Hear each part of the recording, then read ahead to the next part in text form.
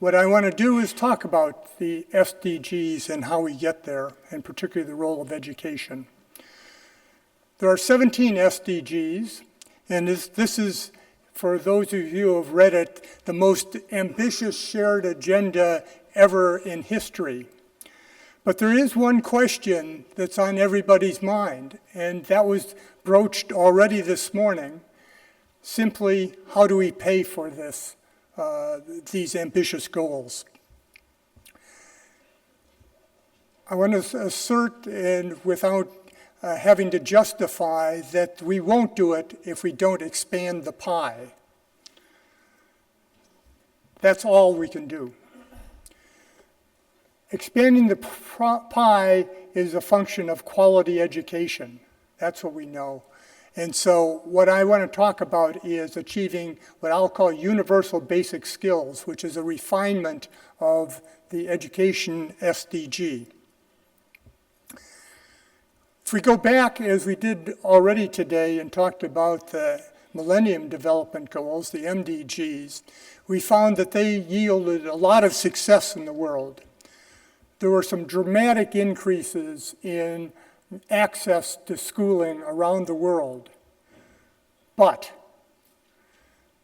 there was insufficient attention to the quality of education in the MDGs. And what we found is that there was too much attendance without learning. With my co-author, Ludger Wussmann, I have put together some evidence that is directly related to how the SDGs get funded. In particular, what we know is that long-run growth depends almost entirely on the skills of the population. And what we'll call the knowledge capital of nations is really the learning that has gone on and develops these skills. And then finally, linking back to one of the other comments in this morning's session, it turns out that the skills that are important are fairly adequately measured by the international math and science tests that we already know, the PISA and the TIMSS test.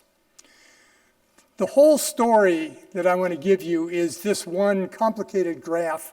What this is on the horizontal axis, measures of test scores. Think of those as PISA tests. And on the vertical axis is growth rates of nations. Each of the identified data points there are nations, starting with, on the bottom line, Peru and South Africa, and going up to Singapore and Taiwan. And there are two things that are important about this graph. First is that all the countries are stacked very close to a straight line that relates test scores to growth rates.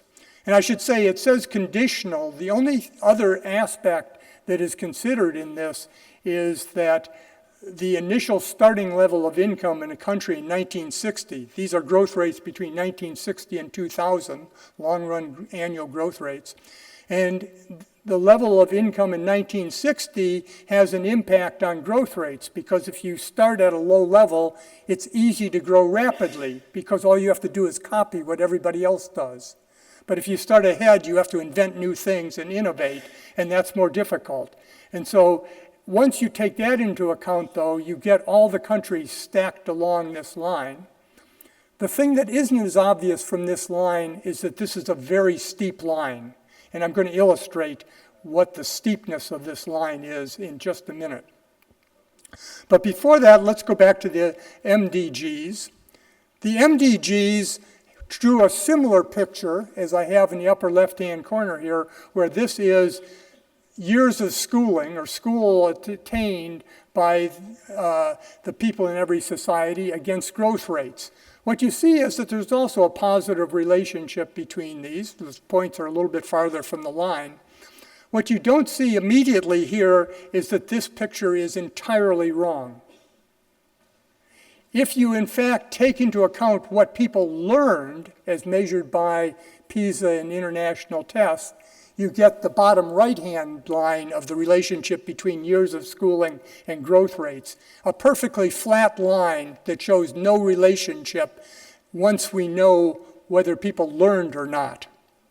That's the MDG story and the one I want to tell here. What I want to talk about is universal basic skills, which I view as a refinement of the SDGs. It says everybody should universally get access to lower secondary schooling, but at the same time, they should achieve a level of learning, which I'm going to identify simply as level 1 on the PISA test. Now, for people who aren't regularly looking at PISA tests, level 1 might not mean anything, but I can illustrate it very simply. I flew here from California. My ticket cost $2,600. The exchange rate between the dollar and the euro is 1 to 1.1. How much did my ticket cost in euros? Somebody at level 1 as a 15-year-old should be able to reliably solve a problem like that exchange rate problem. It's not really a stretch problem. We're not talking about calculus or anything here. It's a very simple, straightforward problem. It turns out that we can look across countries, for at least 76 countries, that have participated in either PISA or TIMSS recently. And what I'm going to show you is how steep that line is by showing the economic impacts of various improvement programs that we can think of. The first improvement program is to just take the kids in each country that are currently in school as 15-year-olds and bring their quality up to level 1 of PISA scores. So improve the quality for those currently in school. The second projection that I want to make is to take the Millennium Development Goals as simply stated, and that is at the current quality level, let's have universal access for everybody. And then the third puts it together for universal basic skills. So let me illustrate that line, the steepness of the past. Let me look at the Arabian Peninsula and the countries that have, the 5 countries that have participated in the PISA and TIMSS test.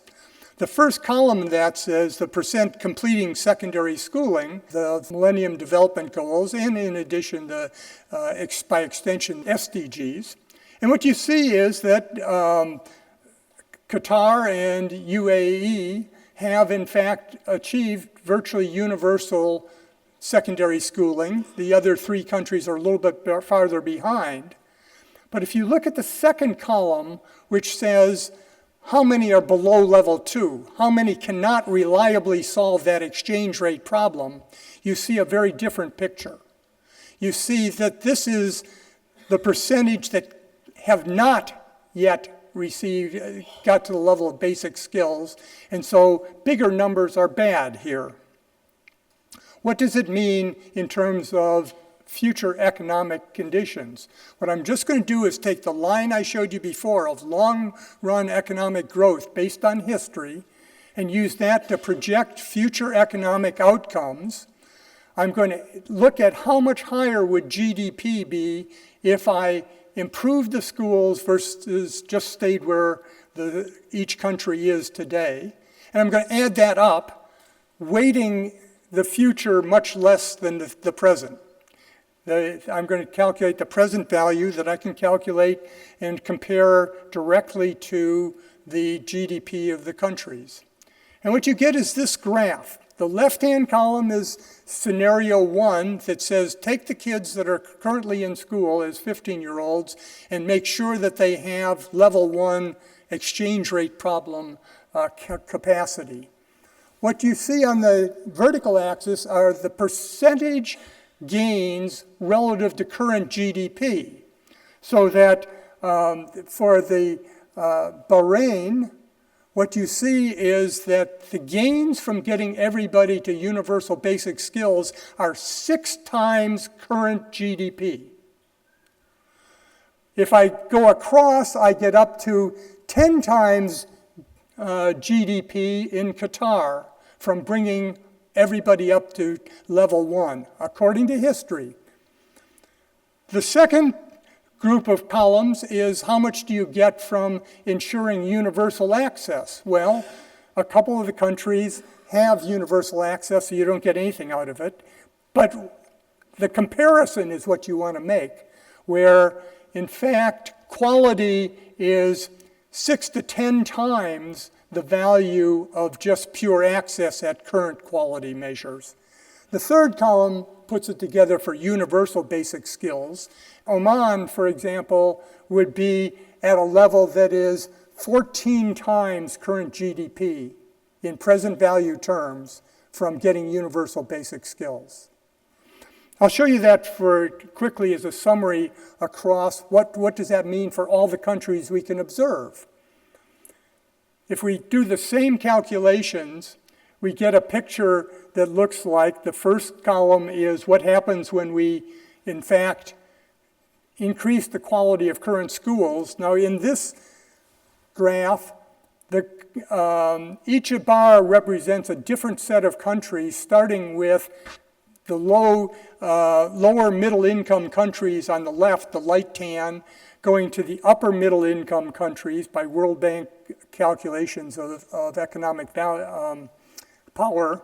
And then the third column is the one that includes the Arab countries along with some others that are high income but non-OECD countries. And the final column is OECD countries, high income. What you see is exactly the same picture across all the countries we can observe, that getting quality up is much, much more important than just getting everybody into school at the current quality levels. And doing it together leads to these enormous gains that are 12 times GDP currently from ensuring higher quality and access to everybody. Now, what this does is, by improving the quality of schools, expand the size of the pie. This is just what we were looking for to pay for the SDGs. These are the policies that allow us to focus on inclusion, and equitable growth. There are also the policies that allow us to reduce inequalities both within and across countries. Finally, if you look at the 17 SDGs that relate to health and nutrition and poverty and women's empowerment, all of these are made possible if we think of universal basic skills as the primary goal that has to be accomplished, and they allow everything else. What is needed? What's needed is a commitment to quality that we haven't had universally in the past. Secondly, what's needed is an expansion so that we know where all the countries in the world stand.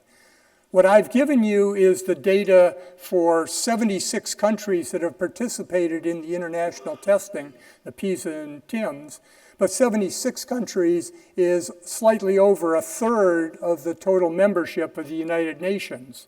There are a number of other countries that probably are doing worse, but we don't know because they don't participate in the testing regimes. What I view this as is a place for common cause between ministers of finance and ministers of education, where they should be getting together on this. And it takes a concerted effort for all. But the final message that I will leave you with is a very simple one. I don't see any alternative to this kind of program if, in fact, we are going to realize the SDGs.